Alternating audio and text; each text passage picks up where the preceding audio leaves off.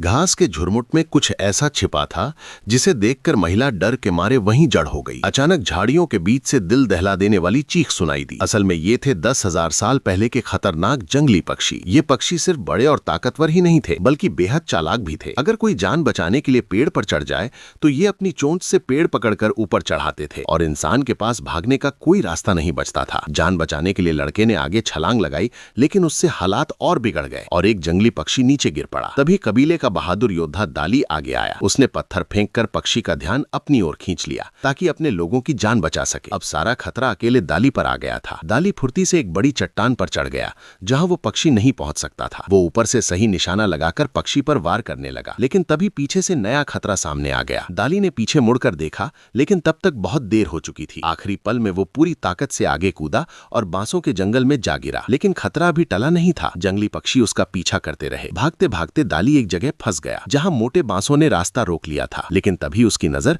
टूटे हुए बांस पर पड़ी। दिमाग में एक तरकीब आई। जैसे ही पक्षी ने हमला किया, दाली ने बांस से जोरदार वार किया। पक्षी वहीं ढेर हो गया। खतरा खत्म हुआ ही था कि दाली ने देखा उसकी पत्नी को डाकू पकड़कर ले जा चुके थे। डाकू बहुत ज्यादा थे, इसलिए दाली चाहकर भी कुछ नहीं कर पाया। थोड़ी दूर पर उसे घायल पड़ा हुआ बूढ़ा कबीला प्रमुख मिला। उसकी हालत बेहद खराब थी। दाली ने उसे घसीटते हुए पास के कबीले तक पहुंचाने का फैसला किया। दिन रात की कठिन यात्रा के बाद वे एक दूसरे कबीले में पहुंचे, लेकिन जमीन पर पड़ा खाना असल में एक जाल था। कबीले के लोगों ने उन्हें घेर लिया। तभी अचानक एक जोरदार दहाड़ गूंजी। सबने पलट कर देखा तो सामने खड़ा था वही दांतेदार बाघ जिसे दाली ने पहले बचाया था। सब लोग डर के मारे पीछे हट गए, लेकिन दाली शांत खड़ा रहा। दाली ने बाघ से कहा, तुम मुझे पहचानते हो, मैंने तुम्हारी जान बचाई थी। बाघ ने दाली पर हमला नहीं किया, बल्कि बाकी लोगों को चेतावनी दी, मानो कह रहा हो ये मेरा दोस्त है। इसके बाद बाघ वहां से चला गया। कबीले के लोग समझ गए कि दाली कोई आम इंसान नहीं है। उन्हें एक भविष्यवाणी याद आई कि एक दिन ऐसा योद्धा आएगा जो जानवरों से बात कर सकेगा। दाली को बताया गया कि उसके लोग कहाँ ले जाए गए हैं। दाली ने फैसला किया